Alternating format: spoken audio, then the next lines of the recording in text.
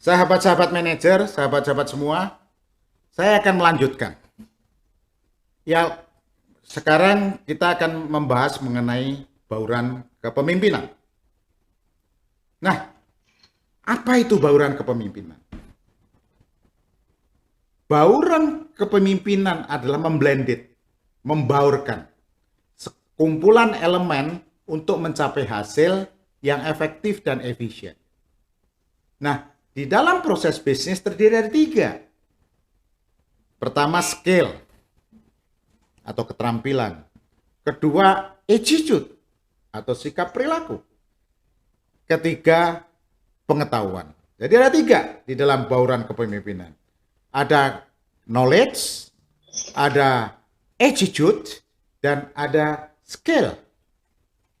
Artinya apa? Skill, keterampilan. Nah, menjadi manajer yang kuat dengan kepemimpinan yang kuat, Anda harus mampu menggabungkan antara bauran manajemen dengan bauran kepemimpinan. Bauran manajemen dengan bauran kepemimpinan. Apa itu bauran manajemen? Adalah memblended ya antara sumber-sumber yang Anda punyai, prosesnya dan objektif. Ya. Ya, jadi memblended antara sumber, proses, dan apa yang ingin kita capai.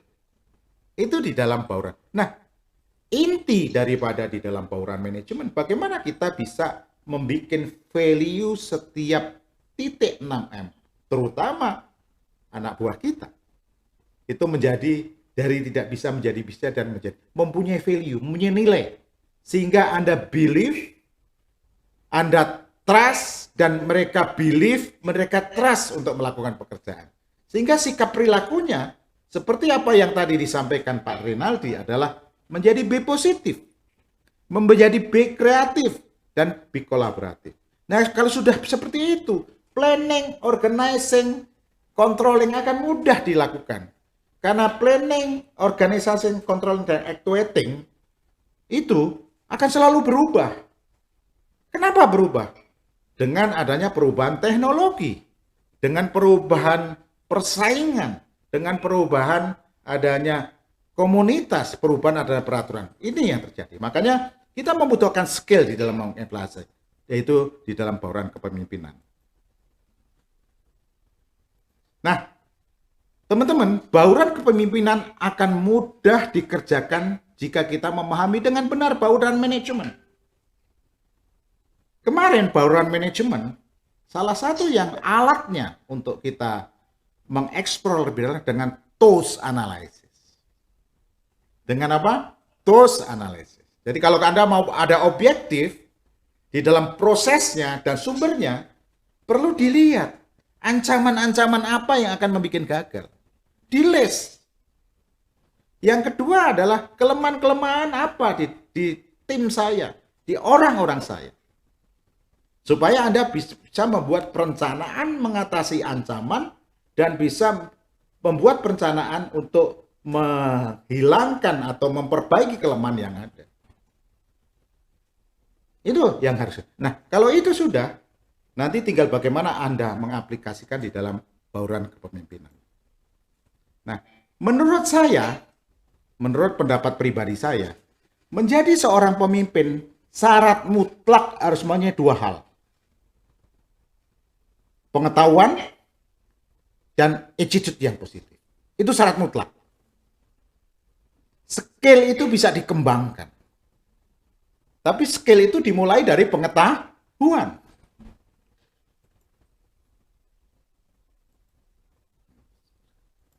Nah, skill adalah kemampuan seseorang untuk melakukan sesuatu yang sifatnya spesifik.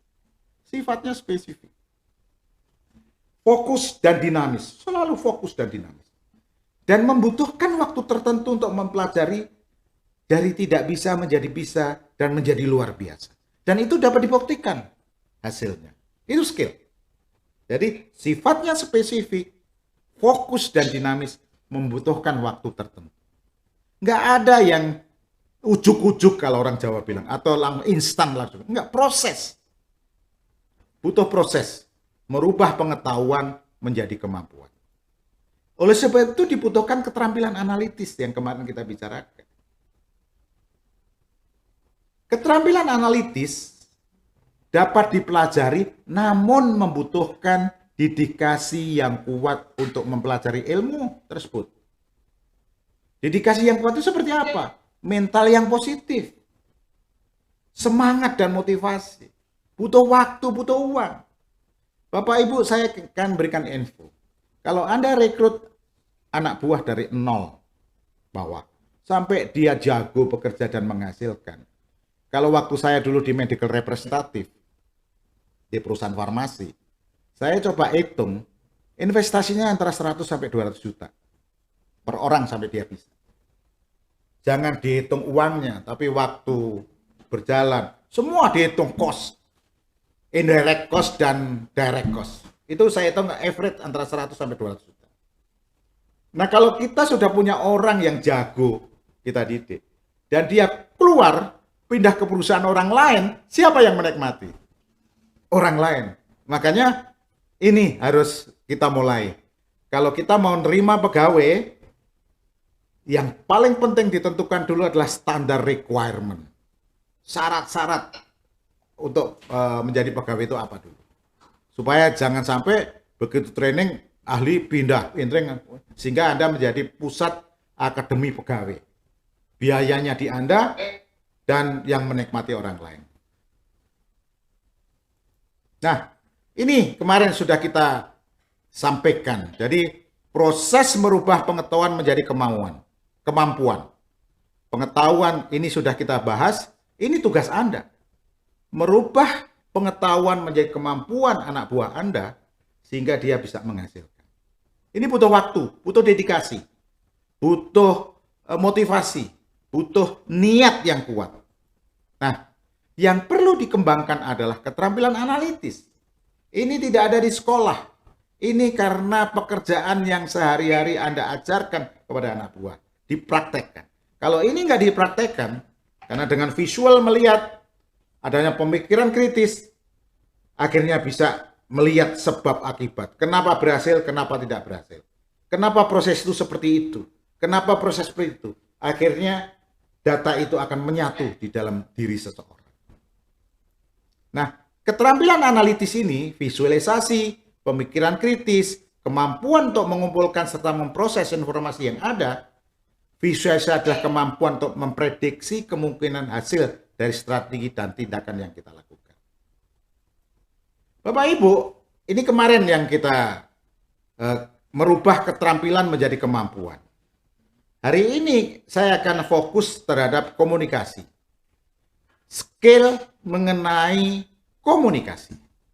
Menurut pendapat saya, komunikasi salah satu penentu suksesnya seseorang pemimpin.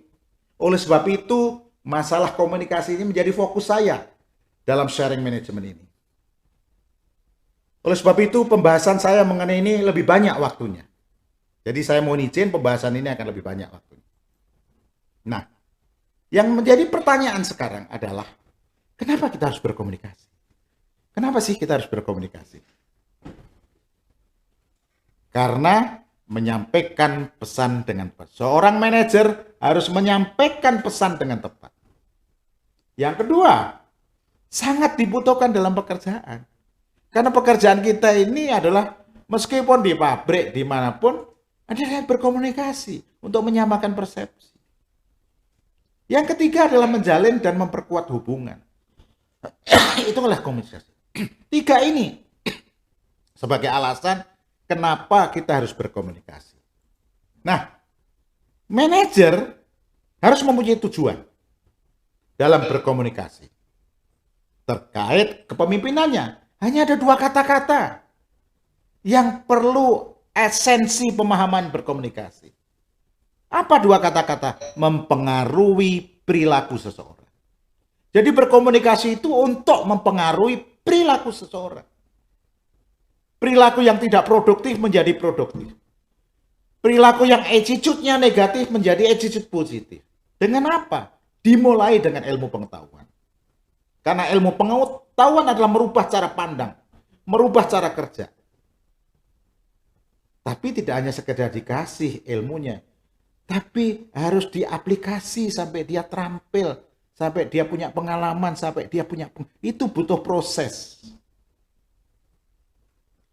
Butuh proses merubah dari keterampilan menjadi kemampuan. Nah, di dalam mempengaruhi perilaku itu bisa otokratik, bisa dengan demokratik, atau kedua-duanya. Seperti kemarin kita bicarakan. Besok akan kita bicarakan bagaimana strateginya memakai otokratik dan demokratik. Secara detail saya akan bahas. Nah, tadi kita sudah sepakat, saya coba menyamakan dengan ada cara pandang bahwa tujuan komunikasi itu adalah mempengaruhi perilaku melalui komunikasi. Nah, apa yang kita pengaruhi supaya dia mau melakukan? Apa yang kita komunikasikan supaya mereka berubah perilakunya? Yang kita sampaikan adalah ide untuk lebih produktif, pekerjaan yang lebih efektif, tujuan dalam organisasi tercapai secara efektif dan efisien. Itu tujuan melalui komunikasi kita mempengaruhi perilaku.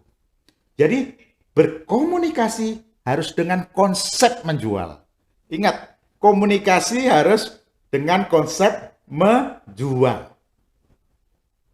Komunikasi harus dengan konsep menjual. Komunikasi adalah mempengaruhi perilaku. Kalau ide Anda, usulan Anda, gagasan Anda terjual atau terbeli, itu kenapa? Karena Anda bisa menunjukkan kepada pelanggan Anda, kepada customer Anda, kepada anak buah Anda, manfaat-manfaat dari ide yang Anda sampaikan. Keuntungan-keuntungan yang Anda sampaikan dari ide-ide Anda atau usulan Anda. Sehingga dia membeli. Jadi, kalau kita bicara masalah komunikasi, harus mempunyai kemampuan berkomunikasi. Di dalam kemampuan berkomunikasi itu hanya dua yang dilihat. Hanya dua. How to say-nya atau what-nya. Jadi untuk menyamakan persepsi, untuk mempengaruhi perilaku, hanya dua yang dilihat. Cara ngomongnya atau isi omongannya. How to say-nya atau what-nya. Dua aja yang dievaluasi. Jadi kalau orang persepsinya tidak sama dengan kita evaluasi yang salah mana. Apakah cara penyampaiannya, apakah isinya yang salah. Apakah cara ngomongnya, apakah isi omongannya yang salah. Jadi kemampuan ini harus dimiliki oleh manajer untuk bisa berkomunikasi dengan konsep menjual. Yaitu harus mempelajari cara ngomongnya dan isi omongannya. Jadi dua, cara ngomongnya dan isi omongannya. Nah, ini keren ini, pidato keren ini. Orang di Amerika nih. Anyway, as you can hear from my accent, I'm not from America. I come from a country where the sun shines the whole year, with people who always smile and grateful no matter what. I'm from Indonesia. Thank you. Please welcome Abdul Ghaffar. Bapak Ibu coba dilihat cara ngomongnya dan isi omongannya. Hello, everyone. Dealer is Stoltenberg. Distinguished faculty, staff, proud parents, families, good morning. And to the graduating class of 2018, congratulations.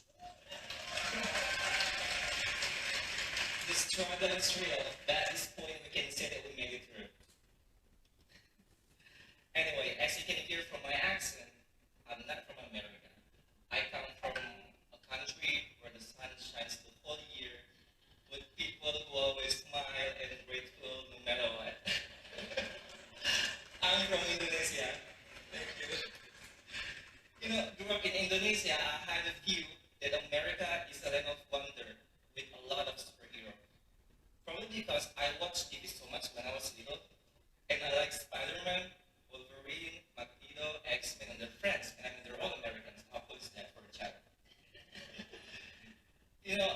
Probably because of the Teman-teman, coba perhatikan bagaimana dia cara ngomongnya dan isi omongannya. Mereka udah persiapkan betul. Sehingga enak didengar. Sehingga orang persepsinya menjadi sama. Ini contoh, nanti bisa nonton sendiri, saya kirim nanti. Itu aja slide-nya. Ya, oleh sebab itu, kalau tadi lihat dia sangat menarik di dalam berkomunikasi. Karena konsep dia dengan konsep menjual dalam komunikasi. Jika Anda bisa menunjukkan kepada kami manfaat-manfaat dari produk, ide, usulan yang Anda tawarkan sesuai kebutuhan kami, maka Anda tidak usah menjual kepada kami akan membeli dari Anda. Jadi konsep berkomunikasi itu harus menjual. Artinya apa? Kita harus tunjukkan manfaat-manfaatnya, keuntungan yang sesuai dengan kebutuhan lawan bicara. Kita amati. Komunikasi dengan konsep menjual. Jika Anda bisa menunjukkan kepada kami manfaat-manfaat dari produk, ide, jasa yang Anda tawarkan kepada sesuai dengan kebutuhan kami, maka tidak usah menjual Anda. Saya akan beli dari Anda. Oleh sebab itu, kalau kita mau bicara dengan anak buah kita sama atasan, pikirkan betul apa itu keuntungan, manfaat-manfaatnya, ide, usulan Anda. Dan harus dilatih, ditulis, dilatih supaya mereka yakin, supaya persepsinya sama. Nah, kenapa komunikasi sangat penting kita berkomunikasi? Yang perlu diketahui adalah orang dalam organisasi biasanya menghabiskan waktu 75% dari waktu mereka berkomunikasi. 75%. Yang kedua, manajer sebagian besar mengelola tim menggunakan komunikasi. Kecuali kalau alirannya Pak Permadi pakai kebatinan. Kita enggak. Kita pakai komunikasi. Kurangnya keterampilan komunikasi yang efektif dapat menyebabkan masalah bagi manajer. Banyak masalah di dalam organisasi yang saya amati, apapun dapat ditelusuri. Penyebab utamanya satu aja, komunikasi yang tidak bagus. Penyebab tidak bagusnya organisasi, penyebab gagalnya di dalam organisasi, penyebabnya hanya satu, kurang bagusnya berkomunikasi. Komunikasi bisa tertulis, bisa lisan, bisa visual juga. Nah, kalau komunikasi kurang bagus, mengakibatkan seseorang tidak mendapatkan respek anak buah. Ini sudah terbukti. Sudah terbukti. Nah, tadi komunikasi kurang bagus mengakibatkan seseorang tidak mendapat respek. Oleh sebab itu, dua tadi, cara ngomongnya dan isi omongannya. Ingat, Laswell model bilang cara ngomongnya dan isi omongnya yang harus dipelajari. Dua, ini perlu keterampilan analitik. Ini bukan sekedar teori, harus praktek. Seperti layaknya artis, seperti layaknya bintang film. Dia latihan di teater. A, B, C, D gitu. Sehingga dia pronunciation-nya bagus. Sehingga mimiknya bagus. Nah, akibat komunikasi kurang bagus adalah tidak bisa membangun pengetahuan, keterampilan, dan kemampuan anak buah. Logis dong, kalau komunikasi bagus. Yang kedua adalah memimpin tim dengan kepemimpinan yang kurang bagus, kalau komunikasi tidak bagus. Yang ketiga adalah persepsi yang diterima anak buah menjadi tidak sama. Sehingga apapun instruksi yang disampaikan tidak maksimal. Karena persepsinya tidak sama. Tapi yang paling menyedihkan yang nomor 4 ini. Anak buah tidak respect. Di depan iya, di belakang kagak. Nah, bagaimana cara terhindar dari masalah anak buah tidak respect karena komunikasi kurang bagus? Saya coba ada 5 tahapan yang harus kita pelajari bareng-bareng agar respect ini bisa ada. Jadi komunikasi itu bukan hanya sekedar dia pinternya begitu, tapi persepsinya sama nggak? I am okay, you are okay nggak? Yang terkait dengan pekerjaan kita. Ada 5 cara yang harus. Sadar dulu bahwa cara komunikasi belum bagus. Kalau itu sudah dapat, baru bisa yang kedua. Mencari tahu dan mempelajari ilmu komunikasi untuk menyamakan persepsi. Yang ketiga adalah mempraktekkan cara berkomunikasi, mengevaluasi cara berkomunikasi, dan mempraktekkan kembali. Yang keempat, meminta pendapat orang lain. Yang kelima, jangan cepat puas. Saya akan bahas satu persatu. Sadar dulu bahwa cara komunikasi belum bagus. Imam Ghazali menggolongkan orang menjadi 4 bagian. Imam Ghazali. Yang pertama adalah seseorang yang tahu berilmu dan dia tahu kalau dirinya tahu. Yang kedua, seseorang yang tahu berilmu tetapi tidak tahu kalau dirinya tahu. Yang ketiga, seseorang yang tidak tahu. Nah, memang karena dia belum berilmu. Yang keempat, seseorang yang tidak tahu dan dia tidak tahu kalau dirinya tidak tahu. Nah, kalau saya coba jabarkan, orang yang nomor 1 ini adalah orang yang profesional. Mau mengamalkan ilmunya. Ini adalah manajer top. Kami ingin yang tergabung di dalam ini nomor 1 ini. Yang nomor 2 adalah seseorang tidak berilmu tapi tidak tahu kalau dia tahu. Orang ini profesional tapi belum mengamalkan ilmunya. Dia tahu tapi nggak pernah diimplementasikan. Hanya untuk dirinya sendiri. Yang ketiga adalah orang memang belum berilmu. Orang ini mau belajar dan ingin belajar melihat kekurangannya. Yang keempat adalah orang ini merasa punya ilmu padahal tidak ngerti apa-apa. Sok tahu, sok pinter. Egonya luar biasa. Ini yang nomor 4. Menganggap manajer paling top di dunia dirinya. Ini ada 4 golongan. Nah, pertanyaannya untuk berkomunikasi ini, Anda posisi di mana? Nggak usah dijawab. Jawab dalam hati aja. Nah, yang nomor 1 saya hilangkan. Karena udah profesional. Sudah oke, sudah top. Ya. Kalau yang nomor 2 ini, aksi yang harus dilakukan, amalkan ilmunya. Kalau Anda punya anak buah seperti ini, dia hanya membutuhkan dorongan motivasi. Kalau Anda punya anak buah yang nomor 3, orang ini mau belajar, melihat kekurangannya, aksinya segera disuruh belajar. Kasih materi untuk belajar, membutuhkan dorongan pengetahuan. Yang nomor 4 ini, tidak butuh apa-apa. Yang nomor 4 ini karena tidak butuh apa-apa, tidak termasuk di dalam grup kita. Dan saya sebetulnya inginnya grup kita ini yang nomor 1 tadi semua. Insya Allah nanti setelah belajar paham keterampilan analitik nomor 1 semua, insya Allah. Nah, itu tadi nomor 1. Nomor 2, mencari tahu dan mempelajari ilmu cara komunikasi untuk menyamakan persepsi. Saya akan memulai dengan definisi komunikasi. Apa sih komunikasi?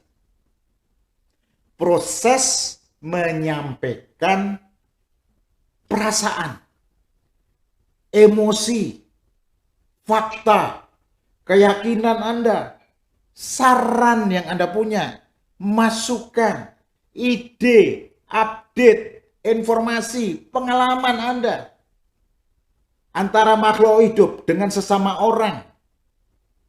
Bisa secara tertulis dan bisa secara lisan atau ucapan sinyal Anda, bentuk perilaku Anda, sehingga bisa diterima, bisa dipahami bahwa proses penyampaiannya itu memuaskan.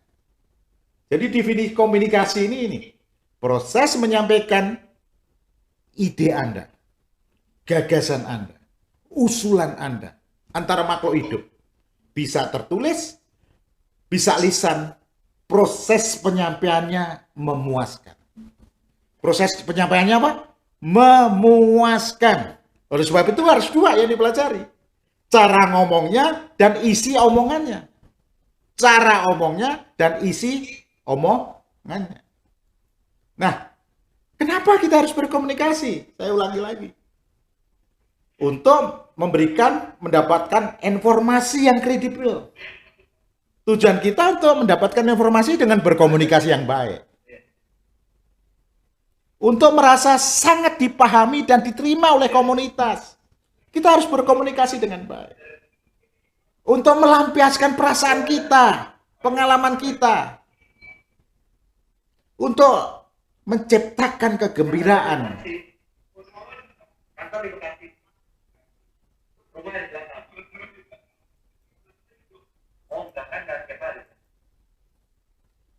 Jadi, sorry. Untuk menciptakan kegembiraan. Ya. Di-mute aja semua, Pak. Oke ya, saya mute aja ya. Soalnya ganggu ya. Kasihan. Sebentar, saya mute aja ya. Minta izin ya. Oke. Nah, yang terakhir ini yang paling penting. Kenapa kita berkomunikasi? Untuk menciptakan dan menyamakan persepsi. Atau apa? Menciptakan dan menyamakan persepsi. Nah, oleh sebab itu, saya sampaikan, menjadi komunikator yang baik itu seperti apa? Yang pertama adalah menjadi pendengar yang baik. Ini kadang-kadang susah kita sebagai manajer. Kadang-kadang tidak menjadi pendengar yang baik terhadap anak buah kita. Itu yang pertama. Yang kedua adalah menjadi pembicara yang baik. Pembicara yang baik itu adalah tadi ada dua. Cara ngomongnya baik dan isi omongannya baik. Yang keempat, cepat berpikir dan menganalisa. Oh, kalau saya ngomong gini, reaksinya seperti ini, apa lagi yang harus saya lakukan? Cepat berpikir dan menganalisa. Komunikator yang baik. Nah, komunikator yang baik itu adalah win-win negosiator. Nggak ada yang saya menang, Anda kalah. Komunikator yang baik itu adalah dia puas, saya puas. Dia menang, saya menang. Nggak ada saya menang, dia kalah. Komunikator yang baik itu menjual. Dia senang, kita sangat senang. Itu komunikator. Jadi ada 4. Menjadi pendengar yang baik. Ini sering kadang-kadang kita nggak lakukan. Menjadi pembicara yang baik. Kita nggak siapkan cara ngomongnya dan isi omongannya. Cepat berpikir menganalisa. Kalau dia bereaksi seperti itu, kita kadang-kadang kurang tanggap karena tidak menjadi pendengar yang baik. Kalau menjadi pendengar yang kita cepat berpikir dan menganalisis. Apa maksud dan tujuannya? Nah, oleh sebab itu kalau itu bisa kita lakukan, kita akan bisa menjadi win-win negosiator. Kalau orang Jawa itu ngluruk tanpa bolo, menang tanpa ngasorake. Wah. Tutwuri handayani, ikut handerbeni, gitu.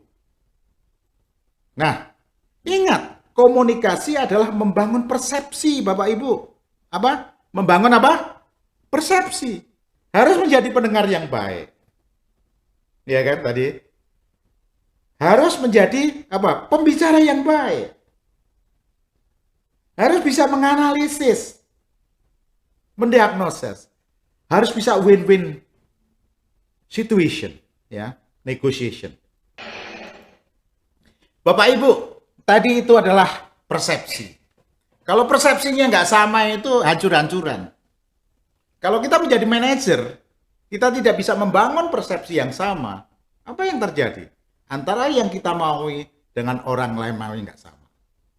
Orang lain maunya pengen bantu. Tapi karena message-nya nggak sampai, terjadi kecelakaan. Nah, kegagalan manajer sebagai pemimpin mayoritas karena komunikasi tidak efektif dan kurang akurat. Ingat, kurang akurat. Mengembangkan keterampilan komunikasi tertulis dan verbal yang patut dicontoh untuk membantu mereka berbicara dengan dampak kejelasan dan singkat. Ingat, verbal dan tertulis. Konsepnya dua tadi. Cara ngomongnya dan isi omongannya. Apa? Cara omongannya dan isi omongannya. Itu yang penting. Nah, mereka juga harus mahir memberikan umpan balik. Cara omong dan isi itu juga bisa kita lakukan dengan umpan balik dari diskusi itu. Menerima kritik, masukan yang membangun dari anak buah, itu wajar sebagai umpan balik. Jadi itu adalah keterampilan juga, menerima umpan balik.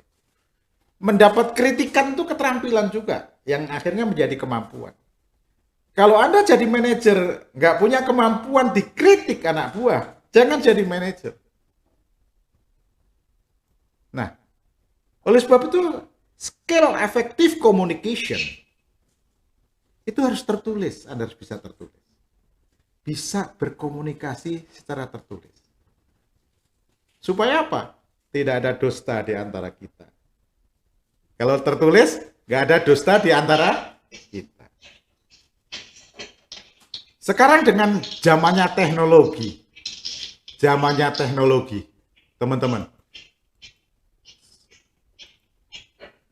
Dengan zamannya teknologi, apa yang terjadi sekarang? Jaringan sosial bisa berkomunikasi. Suara dari mana nih? Hah?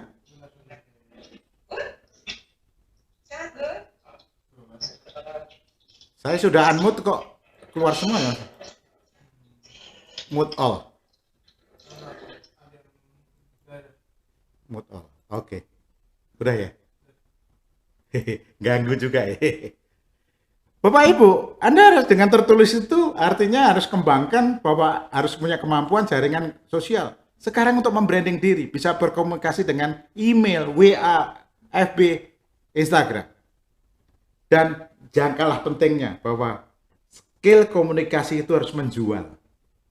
Dalam berkomunikasi harus bisa menyampaikan konsep menjual. Jika Anda dapat menunjukkan kepada kami manfaat-manfaat, keuntungan-keuntungan yang sesuai dengan kebutuhan kami, maka saya akan membeli dari Anda. Anda nggak usah jual ke saya. Artinya apa? Di dalam berkomunikasi, sampaikan manfaat-manfaatnya, sampaikan keuntungan yang sesuai dengan kebutuhan customer Anda. Yang ketiga, artinya Anda bisa negosiasi. Ini skill. Tertulis, jaringan sosial, menjual, dan negosiasi. Tadi sudah kita bahas. Nah, kalau itu bisa dipunyai, Anda mampu menciptakan situasi I am okay too. I'm okay, you are okay. Bagaimana Adimas? I am okay juga Kakang Mas, katanya begitu. Itu yang terjadi. Nah,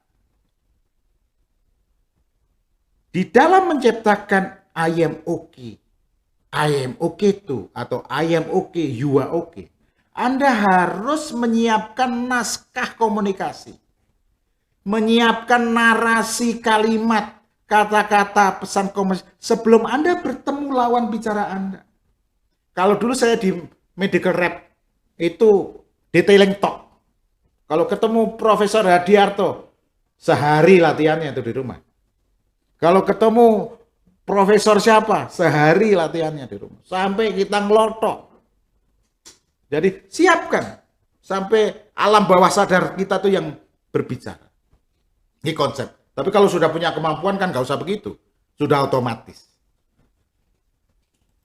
Nah, saya coba memberikan ide kepada teman-teman.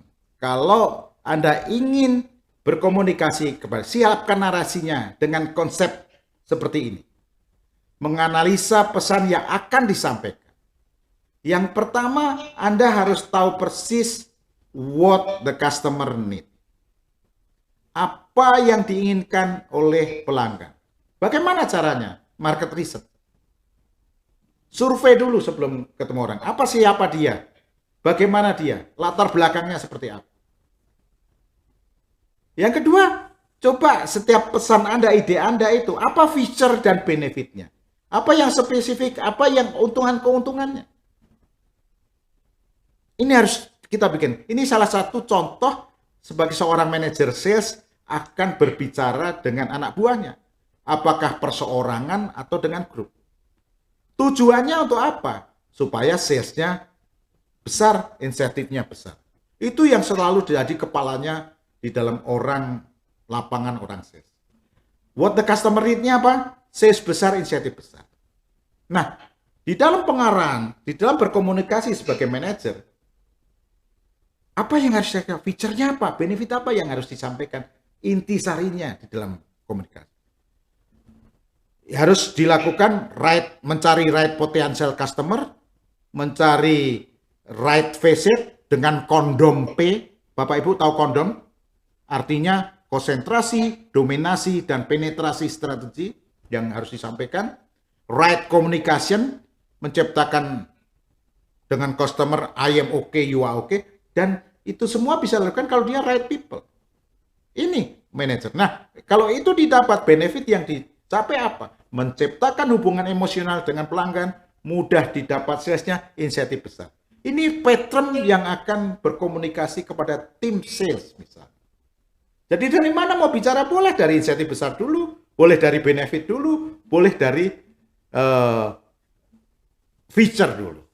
Nah, ini sebagai dasar analisis poin-poin yang isinya yang harus disampaikan. Tadi komunikasi berhasil kalau caranya dan isinya.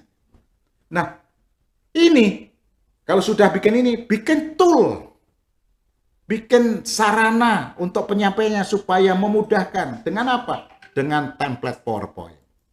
Begini caranya. Oke, teman-teman, pada waktu Anda bicara, kalau Anda pengen sales besar, unitnya naik, rupiahnya naik, dan merebut market share-nya kompetitor, yang harus dilakukan dua, secara kuantitas dan kualitas. Tadi sesuai dengan analisa tadi. Kan analisa tadi adalah yang dibutuhkan salesnya besar, rupiahnya besar, insentifnya besar. Ini yang kita sampaikan. Nah, caranya bagaimana di dalam berkomunikasi? Ada dua, kuantitas dan kualitas. Kualitas apa? Mencari pelanggan yang potensial, mengunjungi secara benar. Secara kualitas apa? Menyampaikan pesan yang benar. Anda harus menjadi personal sales profesional yang benar. Kalau ini dilakukan, salesnya naik. Ini cara-caranya untuk sebagai tool berkomunikasi.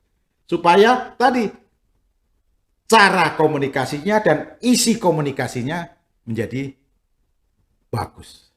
Ini contoh, ini salah satu contoh juga saya sampaikan. Kalau dijabarkan lebih dalam lagi, customer yang potensial seperti apa? Potensial customer yang rupiahnya besar, kualitas tinggi, dan bisa didekati. Kunjungan yang benar bagaimana? Berhasil dikunjungi, frekuensinya, total kunjungannya bagus. Ini salah satu tool yang saya ingin contoh. Cara penyampaian benar, isinya benar. Ini konsepnya. Ini saya nggak akan bahas, ini contoh aja, nanti bisa dibaca sendiri. Ya, teman-teman. Ada di slide yang saya kirim. Nah, itu tadi saya pengen mengatakan bahwa kalau kita mau berkomunikasi, isinya itu harus disiapkan betul. Kalimat-kalimatnya itu harus dipersiapkan betul. Kata-katanya itu harus dicari yang bagus, yang simple dengan konsep prinsip manajemen. Itu yang kedua. Yang ketiga adalah mempraktekkan cara berkomunikasi. Mengevaluasi cara berkomunikasi dan mempraktekkan kembali. Saya dulu waktu pertama jadi medical rep, ini pengalaman. Itu kan disuruh promosi ke dokter. Itu Bapak Ibu, saya sampai mimpi-mimpi latihannya. Begitu habis training, saya diajak join visit. Pertama sekali ketemu dokter ngomong itu gemeter saya. Pakai pensil itu jatuh, pakai pen itu pennya jatuh. Dari situ saya bertekad bahwa saya harus mampu berkomunikasi. Apa yang saya lakukan? Saya latihan betul. Saya ngadep tembok berapa kali. Mungkin ada kali 50 kali, 60 kali ngomong sama tembok. Ngomong di depan kaca. Pembantu saya ajak ngomong. Sampai tidur itu kata istri saya, mimpi saya ngomong sama dokter. Artinya apa? Desire untuk bisa bangkit. Mempraktekkan. Nah ini salah satu yang saya coba tulis juga. Bagaimana cara berkomunikasi yang baik. Nah, kenapa saya lakukan seperti itu? Supaya saya paham dulu. Baru saya bisa kasih tahu orang lain. Supaya saya ahli dulu di situ. Sehingga saya bisa ngajarin orang lain. Karena konsepnya adalah menyamakan persepsi. Persepsi adalah tanggapan langsung dari suatu serapan atau proses seseorang mengetahui beberapa hal melalui penginderaan, melalui visualisasi. Nah, last file model di dalam komunikasi persepsi tidak sama. Kenapa? Ada dua. Di mana yang salah? Cara ngomongnya atau isi ngomongannya? Padahal di dalam proses untuk perception itu dimulai siapa yang bicara. Siapa yang bicara? Harus terlihat yang bicara. Si yang bicara harus mampu memahami dulu. Apa pesan yang disampaikan? Harus dianalisa dulu pesannya. Supaya sesuai dengan kebutuhannya. Melalui apa? Bisa juga lisan, bisa juga tertulis, bisa juga antara lisan digabungkan tertulis. Dan yang audiennya siapa? Levelnya di mana? Sehingga persepsi itu bisa terbentuk. Nah, ini Bapak Ibu, kalau saya coba ekstrak, hanya dua konsepnya. Cara ngomongnya dan isi omongannya. Isi omongannya di season tadi, yang kedua, saya sudah sharing. Dianalisa dulu, dipilih kata-kata yang bagus, yang sesuai dengan cara ngomongnya, kita latih. Masing-masing beda caranya. Masing-masing ada yang pinter, ada yang tidak. Kenapa? Karena mereka mempraktekkan keterampilan analitis. Di mana yang salah? Cara ngomongnya atau isi omongannya? Itu dua itu sebagai konsep. Ingat definisi komunikasi. Menyampaikan ide, menyampaikan perasaan secara tertulis maupun ucapan bahwa proses penyampaiannya memuaskan. Ingat, proses menyampaikannya memuaskan.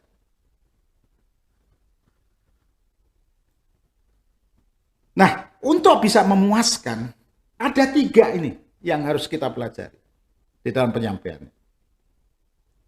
Ada verbal, ada vokal, ada visual. Ada apa? Ada verbal, ada vokal, ada visual. Verbal, pesan yang kita sampaikan, pesan itu harus kena dan tepat. Pesannya harus apa? Kena dan tepat. Vokal, harus profesional. Suaranya harus jelas. A, B, ini intonasinya, pronunciation-nya itu harus jelas. Visual, paketnya utuh. Yang Anda ambil, terlihat gitu. Ada body language-nya, ada pergerakannya. Sehingga ini akan membantu mempercepat diterimanya, menyamakan persepsi. Jadi ada tiga. Ada verbal, pesannya harus kena dan tepat. Ada vokal, vokalnya profesional, jelas. Jangan ngomongnya jelas. A, B. Visual, terlihat body language-nya. Ini konsep penyampaiannya. Supaya bisa menyamakan persepsi. Saya akan kasih contoh. Interupsi mewakili para penerima penghargaan. Saya mohon Cak Lontong untuk memberikan pidatonya 10 menit saja. Terima kasih. Bismillahirrahmanirrahim. Assalamualaikum warahmatullahi wabarakatuh. Viva Fides! Terima kasih pertama-tama saya ucapkan Bu Susi selamat atas gelar Dr. Honoris Causa. Luar biasa beliau mendapatkan gelar Dr. Honoris Causa. Kalau saya mendapat penghargaan dan honore nggak usah. Hari ini saya free untuk ITS.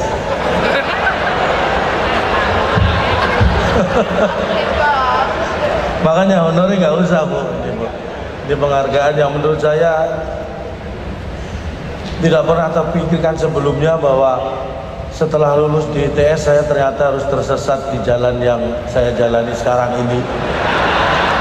Dan saya ingat betul waktu itu Bapak Muhammad Nuh ketika dalam sebuah acara menyatakan bahwa memperkenalkan saya kepada undangan waktu itu, inilah alumni ITS yang sukses di jalan yang sesat.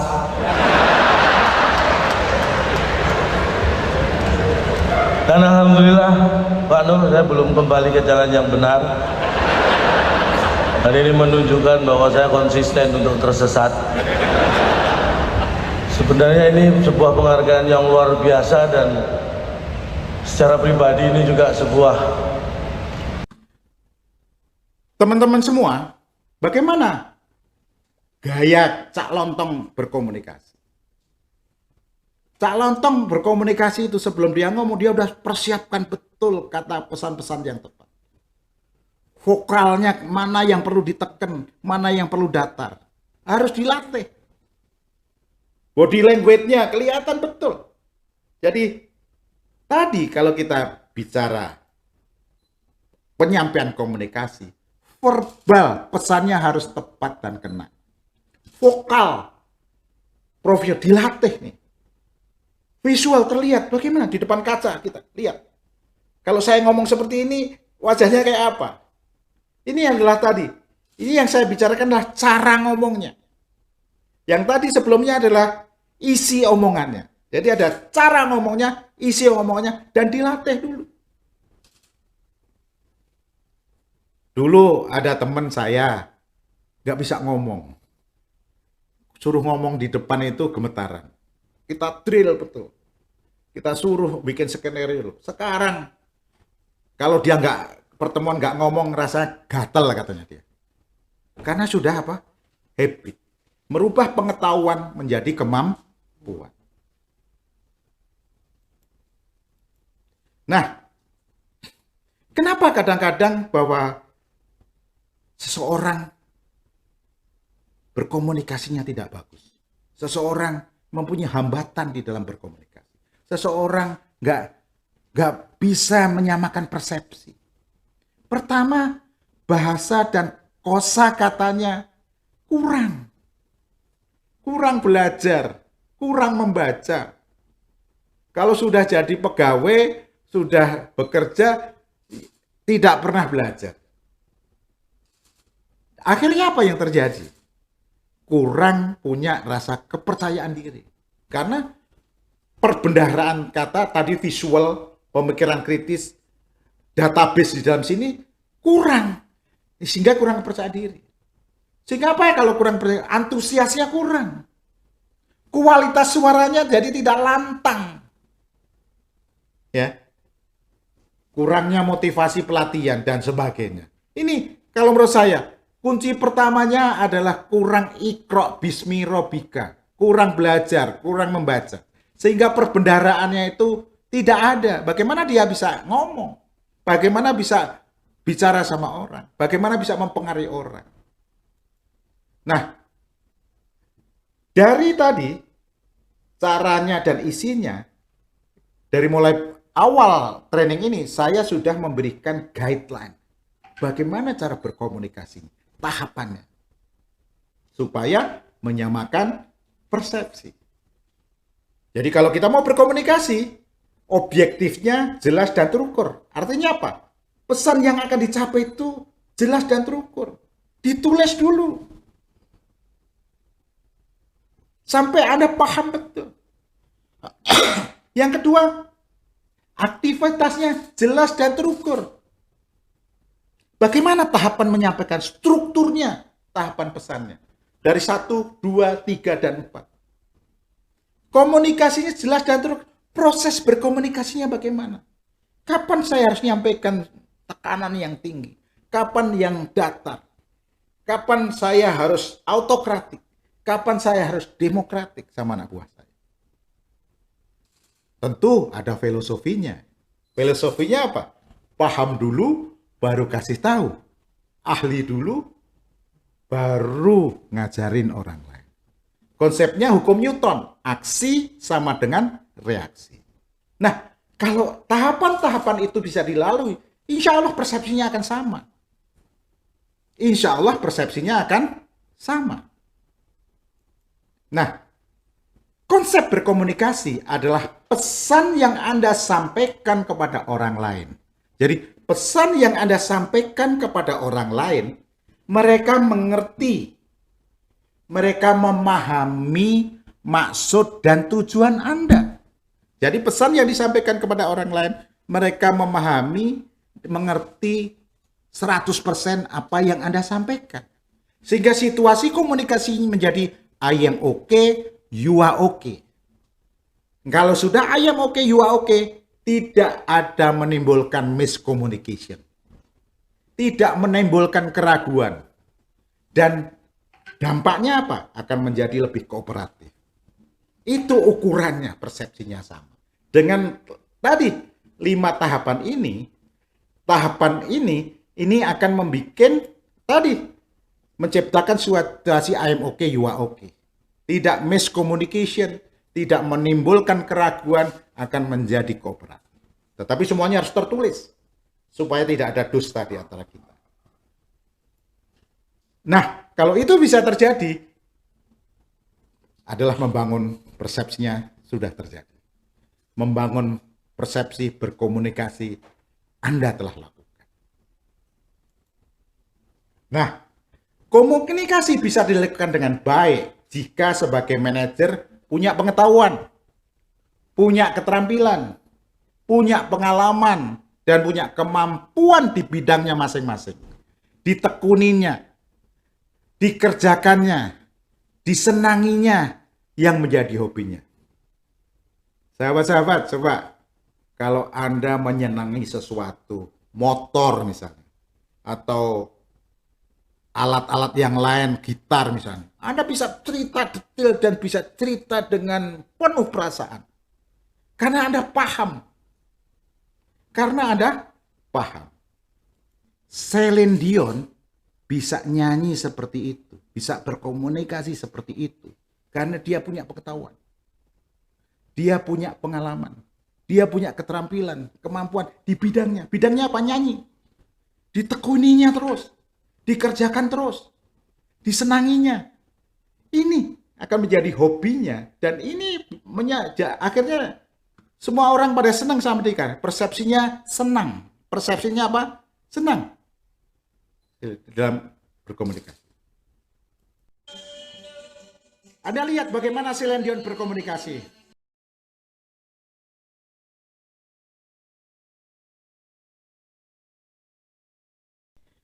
Anda perhatikan bagaimana Celine Dion berkomunikasi dengan pengetahuan, keterampilan, pengalaman, dan kemampuan.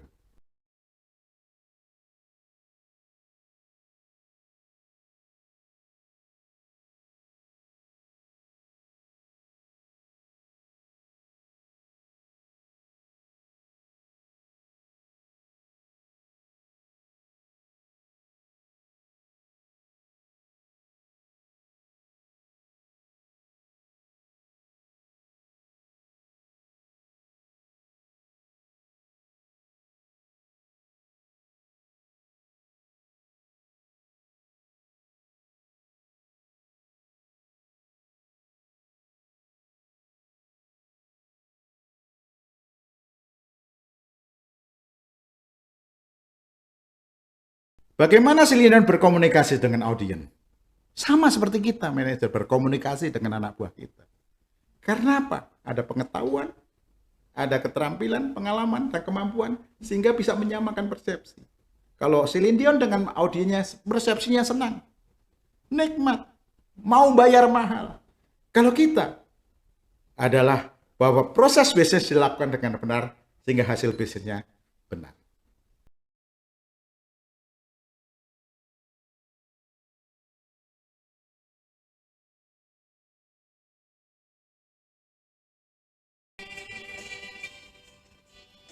Nontonnya nanti lagi ya. Maaf. Celine Dion bisa berkomunikasi mempesona di dalam nyanyiannya. Karena selalu berlatih. Berlatih. Dan selalu sebelum show itu berlatih. Dengan tim latihan dan fokus. Itu keterampilan analitik. Dedikasi betul. Perlu banyak waktu. Perlu investasi banyak.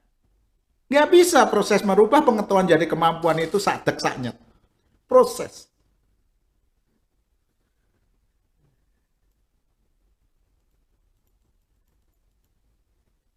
Nah, pertanyaannya adalah apakah mungkin berkomunikasi presiden? Ya mungkin saja. Kalau dia bisa, kenapa kita tidak? Kuncinya adalah fokus, dedikasi, luangkan waktu, kita sadar bahwa kita di mana, kita tahu kesalahan persepsi hanya dua, cara ngomongnya dan isi ngomongnya. Dua-duanya sudah kita bahas tadi. Dua-duanya sudah kita bahas. Selalu berlatih. Untuk menghindari kesalahan, selalu berlatih. Menganalisa. Jangan menganggap diri sudah pinter. Jangan. Nah, keempat. Begitu Anda berkomunikasi, Anda minta pendapat orang lain. Bagaimana caranya? Bagaimana caranya? Apa yang minta pendapat? Bagaimana persepsinya dan pendapat anak buah kita? Anda catat mana yang sudah baik, mana yang belum. Caranya bagaimana? Setiap minggu panggil 1 atau 2 anak buah Anda. Tanya, friend, John. Oke, kemarin tuh saya meeting di tim dan saya ngomong ke Anda begini, menurut Anda gimana menurut Anda? Mana yang menurut Anda sudah ngerti? Mana yang belum? Mana yang kurang? Tolong saya dikoreksi dong. Sekali-sekali Anda harus sering melakukan itu dengan anak buah. Suruh anak buah mengkoreksi Anda, mengkritik Anda. Apakah komunikasi Anda sudah baik atau belum? Nggak usah gengsi. Karena ini adalah untuk lompatan-lompatan Anda. Supaya Anda bisa menjadi Celine Dion tadi. Ini caranya. Minimal seminggu sekali panggil 1 orang untuk ngecek. Apakah komunikasi saya sudah bagus atau belum. Minta masukan anak buah. Minta masukan orang lain.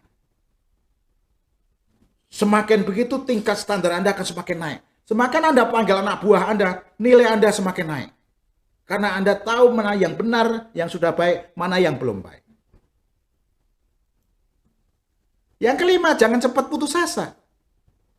Dengan cara komunikasi secara konsisten, minta pendapat, feedback, cara ngomongnya dan isi omongannya, Anda telah membangun respect. Kalau setiap minggu 2 orang yang Anda panggil, orang itu yang Anda minta pendapat akan respect dengan Anda. Ini salah satu bagaimana cara membangun respect.